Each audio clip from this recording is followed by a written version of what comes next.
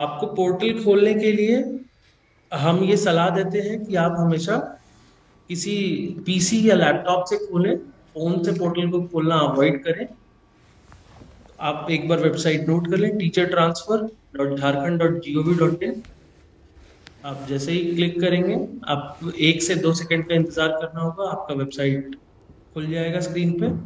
अगर इस स्क्रीन को, हमें उम्मीद है कि शिक्षकगण फेमिलियर होंगे इस स्क्रीन से, क्योंकि यहीं पे आकर के आपने अपना ग्रीवेंसेस रेज करने के लिए जो संबंधित डेटा था वो यहीं से आपने डाउनलोड किया था। साथ साथ में ये जो नोटिसेस चल रही है, इसी में एक तीसरा नोटिस आएगा जब पोर्टल चालू हो जाएगा, जब आपके लिए लॉगिन करने के लिए सुविधा ओपन कर दी जाएगी। आज हम आपको लॉगिन करके दिखाएंगे, पर अभी ये सारे शिक्षकों के लिए नहीं खुला है। हम डमी आईडी से आज आपको लॉगिन करके पूरा एप्लीकेशन का प्रोसेस समझा रहे हैं। तो आगे चलते हैं, हम एक बार लॉगिन करके देखते हैं। जैसे ही हम लॉगिन का बटन क्लिक करेंगे, हमें 1 से 2 सेकंड का वेट करके हमारे पास पेज खुल जाएगा। इसमें आप अपना जीपीएफ, सीपीएफ और प्रान नंबर डालेंगे, तीनों में से कोई भी एक जो आपके पास उपलब्ध है। उसके साथ साथ आप अपना एचआरएमएस का पासवर्ड डालेंगे। एचआरएमएस कई शिक्षकों के लिए नया हो सकता है। तो झारखंड में मानव संपदा नाम की एक एचआरएमएस की वेबसाइट है, जो कि कार्मिक विभाग द्वारा डेवलप की गई है, और ये सारे सरकारी कर्मियों के लिए एक ही वेबसाइट है, जहां पे आपका सेवा पुस्तिका का सारा डेटा डिजिटल फॉर्मेट में अवेलेबल होता है। अगर किन्हीं शिक्षकों को ये समस्या है कि उनका एचआरएमएस का प्रोफाइल क्रिएटेड नहीं है, तो आप 18 अप्रैल के पहले पहले ये सुनिश्चित कर लें कि आपका एचआरएमएस का प्रोफाइल क्रिएट हो जाए। साथ साथ में आप अभी इस ट्रेनिंग के बाद अगले 1 हफ्ते के अंदर एक और ट्रेनिंग की जाएगी, जिसमें ये बताया जाएगा कि आपको एचआरएमएस का प्रोफाइल अपना अपडेट कैसे करना है। क्योंकि आपको ये सुनिश्चित करना है कि आप जिस स्कूल में वर्तमान रूप से कार्यरत हैं, उसी स्कूल का नाम आपके एचआरएमएस प्रोफाइल में भी दिखाया जाना चाहिए। ऐसा मैं क्यों कह रहा हूं? क्योंकि ये डेटा डायरेक्टली एचआरएमएस की वेबसाइट से फेच हो रहा है। अगर आपका वर्तमान स्कूल और जो एचआरएमएस में मैप किया है उसमें तो अंतर होगा, तो आपके ट्रांसफर एप्लीकेशन को प्रोसेस करने में काफी सारे दिक्कत आएंगे। तो आगे चलते हैं एक बार। आगे चलते हैं एक बार, यहाँ पे हम कैप्चा कोड डालेंगे। अब जैसा कि मैंने आपको पहले भी बताया, एक बार और मैं निवेदन कर दूंगा, ये लॉगिन आईडी और पासवर्ड हमने डमी क्रिएट कर रखा है। अभी हम सिर्फ ये डेमो के लिए कर रहे हैं। जैसे ही पोर्टल पे लॉगिन करने की सुविधा खोल दी जाएगी, आप लोगों को नोटिफिकेशन के माध्यम से पोर्टल पे ही सूचित किया जाएगा। साथ साथ में व्हाट्सएप ग्रुप्स एंड चिट्ठियों के माध्यम से भी सूचित किया जाएगा। तो आगे बढ़ते हैं, हम लॉगिन का बटन क्लिक करते हैं। जैसे ही आप यहाँ पे लॉगिन करेंगे, तो यहाँ पे आपको सबसे ऊपर welcome to teachers transfer portal दिखेगा, और उसके बाद एक डैशबोर्ड खुलेगा जिसमें 4 ऑप्शंस आपको मिलेंगे। आप ट्रांसफर के लिए अप्लाई कर सकते हैं, आप अपने एप्लीकेशन की स्थिति देख सकते हैं कि आपके अप्रूविंग या वेरीफाइंग ऑफिसर ने उसको वेरीफाई किया या नहीं किया, या उसके आगे की क्या क्या स्टेप्स हैं जो बची हुई है। जोन वाइज वैकेंसी लिस्ट आप देख सकते हैं कि आप जिस जोन में जाना चाहते हैं, जिस स्कूल में जाना चाहते हैं, वो आपकी वैकेंसी लिस्ट में उपलब्ध है या नहीं है आपके विषय के लिए। साथ साथ में हाउ टू अप्लाई का एक ऑनलाइन इंस्ट्रक्शंस अवेलेबल है पीडीएफ के माध्यम में, ताकि आपको कभी भी दिक्कत हो तो आप उसको दोहरा सकते हैं, रेफर कर सकते हैं। तो अभी के लिए हम चलते हैं, अप्लाई ऑनलाइन पे क्लिक करते हैं। अगेन मैं एक बार और दोहरा दूं कि आप जब भी ये टास्क को कंप्लीट करें, आप ट्रांसफर के लिए अप्लाई करने की कोशिश करें, आप कृपया इसको पीसी या लैपटॉप से खोलें। फोन से खोलना, फोन से खोलने की हम सलाह नहीं देंगे। तो अभी सबसे पहला ट्रांसफर है सरप्लस ट्रांसफर। ये एप्लीकेशन जो है वो सरप्लस ट्रांसफर के लिए आपको करना है, जिसमें आप type of transfer inter district ही चुन पाएंगे। और जैसा कि मैंने आपको बताया, आपकी डिटेल्स एचआरएमएस की वेबसाइट से ले ली जा रही है डायरेक्टली। आप जैसे यहाँ पे ध्यान देंगे, मैं यहाँ पे नाम एडिट नहीं कर सकता हूँ। मैं डेट ऑफ बर्थ एडिट नहीं कर सकता हूँ, मैं जेंडर एडिट नहीं कर सकता। ये जितनी भी चीजें हैं, ये सारी की सारी एचआरएमएस से ऑटोमेटिकली आ रही है। हाउएवर आप मोबाइल नंबर चेंज कर सकते हैं, ताकि आपको, आप ईमेल चेंज कर सकते हैं, आप मैरिटल स्टेटस एक बार चेंज कर सकते हैं, और जिन भी चीजों में टीचर्स ट्रांसफर पॉलिसी के हिसाब से स्कोर आवंटित है, उसके लिए आप यहाँ पे अपना स्कोर देख सकते हैं। उसी पर्टिकुलर सेक्शन के लिए, जैसे कि पॉलिसी कहती है कि महिलाओं को 10 मार्क्स मिलने हैं, तो महिलाओं के लिए यहाँ पे 10 मार्क्स अवेलेबल है। अब महिला की मैरिटल स्टेटस के ऊपर तो कुछ मार्क्स आवंटित है। तो मैं अगर आपको इसी को चेंज करके, अगर विडो ऑफ डिफेंस ऑफिसर करके दिखाऊं, तो स्कोर यहाँ पे चेंज हो रहा है। तो आप इस चीज का ध्यान रखें कि आप उचित डेटा भरें यहाँ पे जो एप्लीकेबल हो, ताकि आपका सही सही ट्रांसफर एप्लीकेशन जमा हो पाए। अब आपको एड्रेस डिटेल्स अपनी डालनी है, आपको अपना परमानेंट एड्रेस डालना है, आप डिफरेंटली एबल्ड हैं या नहीं है, आपको टिक करना है। अगर मैं अभी हाथ चलूं, तो आपको सर्टिफिकेट अटैच करना पड़ेगा इसके, और वो सर्टिफाइड होगा सिविल सर्जन या सिमिलर अथॉरिटी से। तो आपको उसका रजिस्ट्रेशन नंबर डालना होगा, रजिस्ट्रेशन डेट डालना होगा प्रमाण पत्र का, आपको टाइप ऑफ डिसेबिलिटी डालनी होगी, रेंज ऑफ डिसेबिलिटी डालनी होगी, और साथ साथ में आपको रीजन ऑफ ट्रांसफर यहाँ पे चेक करना होगा, जो कि हम सारे लोग रेगुलर ही भरेंगे, क्योंकि हम सारे लोग रेगुलर ट्रांसफर के लिए अप्लाई कर रहे हैं, सरप्लस ट्रांसफर के लिए अप्लाई कर रहे हैं, तो हम सारे लोग रेगुलर ही करेंगे। और जैसा कि हमने ऊपर बताया कि यहाँ पे आपको एज में स्कोर आ रहा है, आपको जेंडर के ऊपर स्कोर आ रहा है, तो इन सारे स्कोर्स का जो सम है, जो टोटल स्कोर है, वो आपको इस पेज के अंत में आप यहाँ पे देख सकते हैं। और एक बार हमारा यही निवेदन रहेगा आपसे कि आप चीजों को दोहरा के एक बार चेक कर लें कि कोई गलत डेटा नहीं भरा।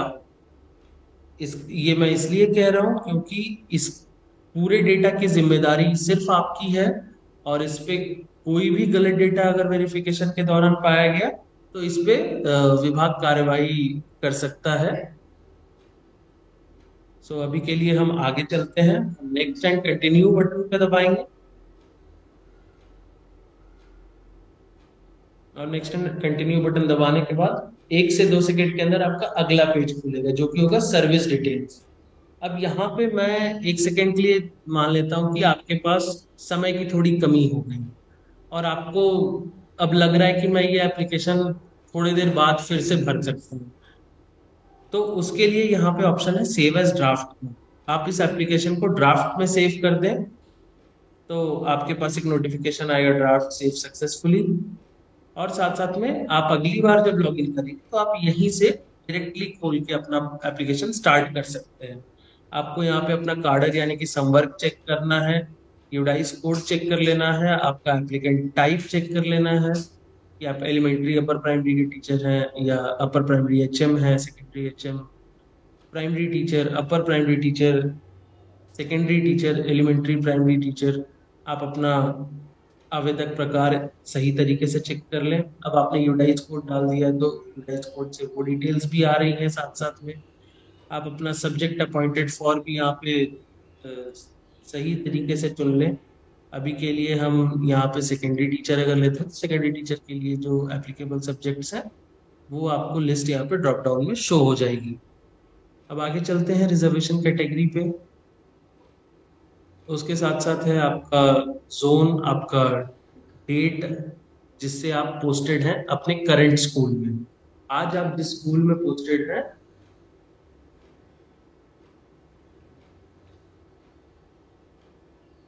आज आप जिस स्कूल में ब्रेक है पोस्टेड हैं, तो हम उसकी तिथि।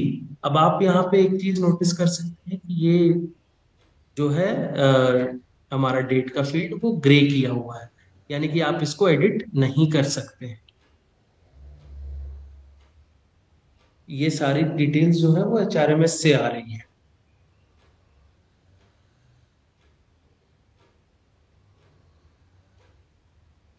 एक बार आप इसको पूरा भर लें, करंट स्कूल का डिटेल। अब आप एडिशनल डिटेल्स पे आएंगे, जिसमें आप अपने एनसीसी या एनएसएस जो भी आपके पास एप्लीकेबल, या स्काउट एंड गाइड्स है, तो आप अगर उसकी भी जिम्मेदारी निभा रहे हैं तो आपको वो डिटेल्स भी यहाँ पे ऐड करनी है।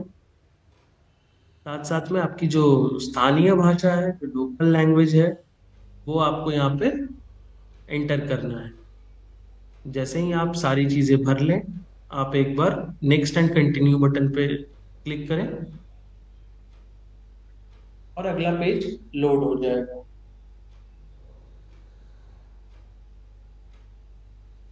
जैसा कि आप यहाँ देख सकते हैं, हमने नेक्स्ट एंड कंटिन्यू पे क्लिक करने की कोशिश की, और क्योंकि हमने सेकेंडरी टीचर भरा था और हमने सब्जेक्ट नहीं चुना है, इसीलिए हमें ये पोर्टल आगे बढ़ने की अनुमति नहीं दे। तो अभी के लिए हम वापस एलिमेंट्री ही चुन लेते हैं और ऑल सब्जेक्ट चुन लेते हैं, और हम नेक्स्ट एंड कंटिन्यू बटन पे क्लिक कर लेते हैं। अब जो पेज खुला है, इसका नाम है स्थानांतरण विकल्प विवरण। आप कहाँ पे अपना ट्रांसफर लेना चाह रहे हैं, आप जिस स्कूल में ट्रांसफर लेना चाह रहे हैं वो किस जोन में है, किस प्रखंड में है, और कौन सा वो स्कूल है। इस इन तीनों विवरण को भरने के पहले आप ये सुनिश्चित कर लें कि आपने वैकेंसी की जो लिस्ट पोर्टल पे पब्लिश है, आपने उसको देख रखा है। साथ साथ में आपके विषय, आप जिस विषय के हैं उस विषय की वैकेंसी उस स्कूल में अवेलेबल हो, जिसका आप नाम यहाँ पे एंटर कर रहे हैं। साथ साथ में आप ये ध्यान रखें कि आप उन्हीं स्कूल्स का नाम डालें जो पोर्टल पे उपलब्ध करा दी गई है कि उनमें वैकेंसी है। ये हुई एक ध्यान रखने वाली बात। दूसरी ध्यान रखने वाली बात है कि आप 6 चॉइसेस डाल सकते हैं, पर ये गारंटीड नहीं है कि आपको सिर्फ इन्हीं 6 स्कूलों में ट्रांसफर किया जाएगा, क्योंकि ये विभाग द्वारा निर्णय लिया जाना है कि आपका ट्रांसफर कहाँ होना है, और ये बस आपके एक प्रेफरेंस बताया जा रहा है कि आप कहाँ जाना चाहते हैं। इसका निर्णय होगा बेसिस जो आपका मार्क्स टोटल आ रहा है, जो मेरिट लिस्ट में आपकी रैंकिंग है, साथ साथ में उस स्कूल में कितनी वैकेंसी है। इन सारी चीजों का ध्यान रखते हुए ये ट्रांसफर किया जाएगा, और जिसके बेसिस पे ये समझ में आएगा कि आप कौन से स्कूल में जा रहे हो। तो अब आगे बढ़ते हैं। आप जोन सिलेक्ट करेंगे, आप प्रखंड सिलेक्ट करेंगे, आप स्कूल सिलेक्ट करेंगे। जैसे ही आपने ये 6 प्रेफरेंसेस भर लिए, उसके बाद आप नेक्स्ट एंड कंटिन्यू बटन पे क्लिक करेंगे। उसके पहले मैं एक बार और दोहरा दूं कि ये 6 प्रेफरेंसेस ही फाइनल नहीं है। फाइनल ट्रांसफर लिस्ट में आपका जो मार्क्स आया है, जो मेरिट लिस्ट में आपकी रैंकिंग है, साथ साथ में आप जिस स्कूल में जाना चाहते हैं उस स्कूल में आपके विषय की कितनी वैकेंसीज हैं, उपलब्धता क्या है, इन सभी विषयों का ध्यान रखते हुए आपका ट्रांसफर किया जाएगा, जो कि विभाग द्वारा निर्णय लिया जाएगा।